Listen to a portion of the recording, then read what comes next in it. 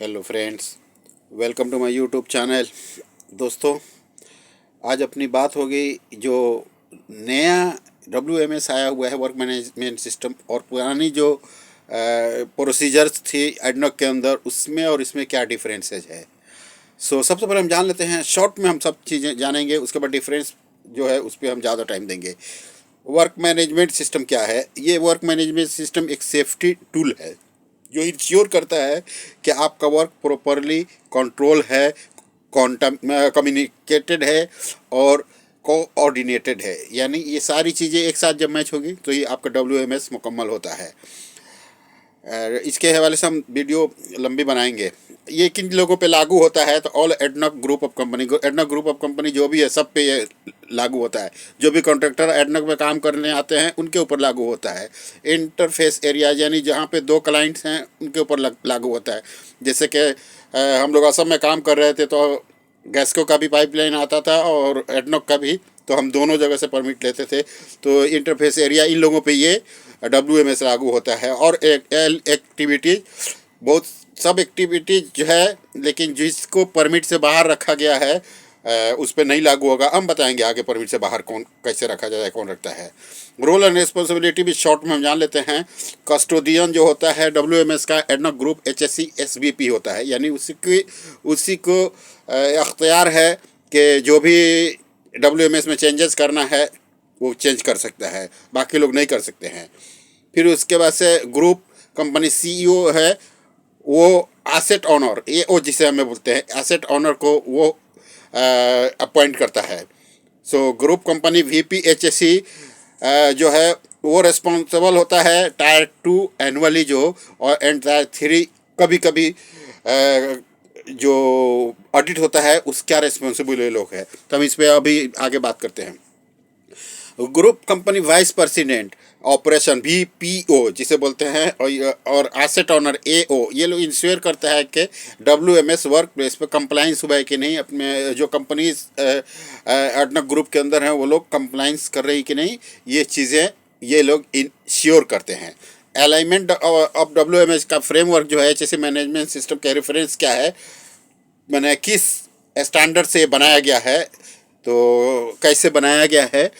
तो ADNOC HSE policy commitment है, इसमें से एडमिनिस्ट्रेशन स्टैंडर्ड दिया गया है, फोकस एरिया स्टैंडर्ड लिया गया है, जैसे एरिया में जैसे growth, revenue, cost, margin, customer satisfaction, compliance, innovation, ये जो चीज़ें भी हैं, इन सब चीज़ों को देखने के बाद, इन चीज़ों को अध्ययन करने के बाद, इनको स्टडी करने के बाद जो WMS का स्टैंडर्ड है उसको बनाया गया है। रिकमेंडेड प्रैक्टिसेस, जो भी रिकमेंडेड प्रैक्टिसेस होती है किसी रिसर्च के बाद या किसी एक्सपीरियंस के बाद, तो उसको अपने हाथ में ले करके उसको नज़र में रख करके WMS को बनाया गया है।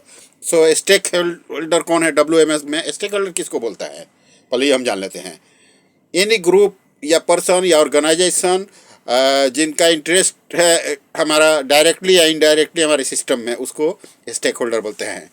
अभी एडनॉक में देखा जाए तो कौन है stakeholder, who is stakeholder in ADNOC, ये चीज़ें हमें मालूम होनी चाहिए। तो अभी एडनॉक में जो भी है, all ADNOC group company and employees, ये सारे स्टेक होल्डर में आते हैं। कॉन्ट्रैक्टर्स एंड थर्ड पार्टी, ये स्टेक होल्डर में आते हैं। रेगुलेटर्स जो रेगुलेट करते हैं, यानी उसे बोलते हैं कर्म स्थापित करने वाले लोग जो भी होते हैं, उनको हमारा स्टॉक होल्डर माना जाता है एडनॉक के अंदर। WMS का जो डेविएशन है, जो डेविएशन बोले तो हट जाना, हटा देना या हट जाना। तो जो एक्टिविटी को फॉलोइंग नहीं करते हैं, WMS की एक्टिविटी को फॉलोइंग, जो ऊपर अब हमने बात हुई थी कि वर्क परमिट से जो लोग निकाला गया था, इसमें क्या है, इसका अप्रूवल कहाँ से चाहिए? कस्टोडियन। कस्टोडियन कौन है? HSE SVP।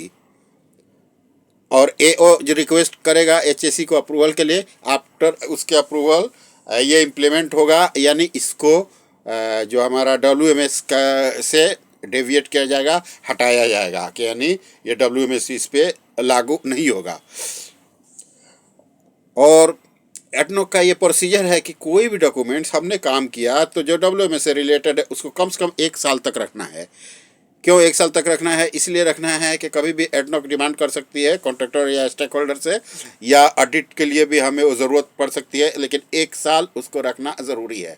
अभी ट्रेनिंग एंड कॉम्पिटेंसी का जो एश्योरेंस है उस पर हम ध्यान देते हैं। एसेट ओनर जो है वही ऑथोराइज है कि कौन सा आदमी WMS के हिसाब से नॉलेज है, कौन सा आदमी WMS के हिसाब से काम कर सकता है। जैसे JP, PO, AA, PI ये लोग ट्रेनिंग करके आते हैं, WMS का ट्रेनिंग थर्ड पार्टी से करके आते हैं, एग्ज़ाम भी दे के आते हैं, पास होके आते हैं, लेकिन ये लोग एक इंटरव्यू कंडक्ट करते हैं और यही लोग डिसाइड कर सकते हैं कि ये आदमी ही is the person able to work according WMS inside the ADNOC premises.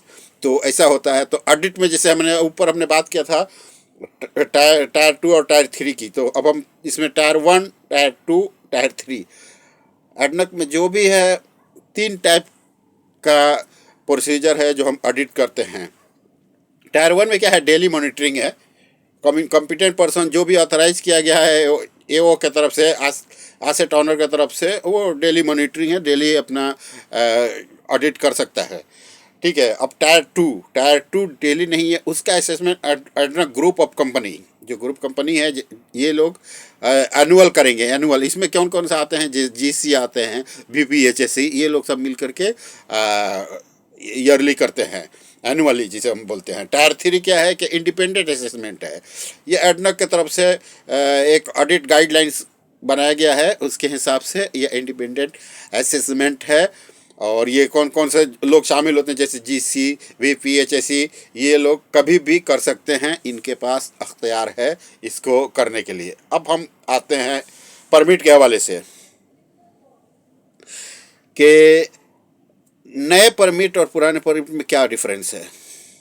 So old permit में आता था हॉट वर्क परमिट, नया में भी हॉट वर्क परमिट है।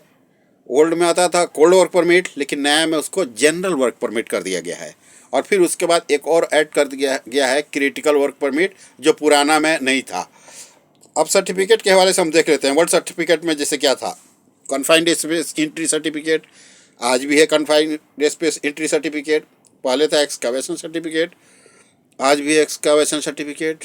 पहले व्हीकल एंट्री सर्टिफिकेट था, लेकिन अभी उन्होंने थोड़ा सा उसमें चेंज किया कि vehicle and machine entry certificate कर दिया है। आइसोलेशन सर्टिफिकेट पहले था, लेकिन अब उन्होंने एनर्जी आइसोलेशन सर्टिफिकेट कर दिया है। पहले क्या था? कंट्रोल प्रोटेक्शन इनहिबिट सर्टिफिकेट, जब CPIC बोलते थे हम लोग। कहीं भी हम लोग ऑटो वर्क करने के टाइम में इसको यही सर्टिफिकेट चाहिए था, क्योंकि उसे बाईपास करने के लिए, इनहिबिट करने के लिए। लेकिन अब उन्होंने उसका नाम रख दिया टेम्पोररी डिफीट सर्टिफिकेट। पहले था रेडियोग्राफी सर्टिफिकेट, लेकिन अब उन्होंने आयोनाइजिंग रेडिएशन सर्टिफिकेट कर दिया है। फिर उसके बाद पहले एक हाई वोल्टेज सर्टिफिकेट भी था, जो अभी नहीं है। अभी उन्होंने एक जो ऐड किया है नए, उसको मैं बता रहा हूँ आपको। जो ऐड किया है उसमें है एटमॉस्फेरिक टेस्टिंग रिकॉर्ड फॉर्म। जो पहले ये परमिट के साथ ही आता था गैस टेस्टिंग, उसके अंदर होता था हम लोग गैस टेस्टिंग अगर रिक्वायर्ड है तो एरिया अथॉरिटी टिक करता था, फिर हम गैस टेस्टिंग करते थे। फिर डाइविंग सर्टिफिकेट इन्होंने ऐड कर दिया है अभी। फिर ईजमेंट सर्टिफिकेट, डाइविंग तो ऑफशोर में होता है, जो डाइवर्स अगर जो अंदर पानी के अंदर जाते हैं उसका स्पेशल प्रिकॉशन है, उस पर मैं एक वीडियो बना रहा हूँ, तो आपको पूरी बात समझ में आएगी। और उसके बाद ईजमेंट, ये क्या है? मेंटेनेंस का काम होता है किसी भी स्पूल और पाइपलाइन के अंदर, उसके लिए ईजमेंट एक सर्टिफिकेट है, ये इन्होंने ऐड किया है। उसके बाद रोड क्लोजर सर्टिफिकेट ऐड किया है। जब भी हम एडनॉक फील्ड के अंदर काम करने जाते हैं तो बहुत सारी जगहों पे हम रोड क्लोजिंग करते हैं। रोड क्लोजिंग, आप डेजर्ट में जाएंगे तो नॉर्मली हम एक्सकावेशन करके केबल वगैरह या पाइपलाइन को लेके जाते हैं तो रोड क्लोजिंग करते हैं, या और भी बहुत सारी जगहों पे दूसरा काम के लिए भी हमने रोड क्लोजिंग किया, तो उसका सर्टिफिकेट चाहिए एडनॉक की तरफ से। अब रोल एंड रिस्पॉन्सिबिलिटीज में हम ओल्ड और न्यू में आ जाते हैं। सो पुराने में जॉब परफॉर्मर होता था, नया में भी जॉब परफॉर्मर है। पुराना में जॉब ओरिजिनेटर होता था, JO जिसे हम लोग बोलते थे, JO, लेकिन आज उसका नाम चेंज हो गया है परफॉर्मिंग अथॉरिटी, PA। पहले होता था एरिया अथॉरिटी, AA। आज भी एरिया अथॉरिटी सेम है, लेकिन पहले होता था इश्यूइंग अथॉरिटी, जो हम परमिट लेने के बाद वही प्रिंट निकालने के बाद साइट पे जाते थे और इश्यूइंग अथॉरिटी आता था और वो प्रिकॉशंस जो भी हो चेक करता था और अगर वो मैच किया तो साइन करता था। लेकिन आज उसकी जगह पे परमिट इश्यूअर हो गया है, PI। ये चेंजेस है।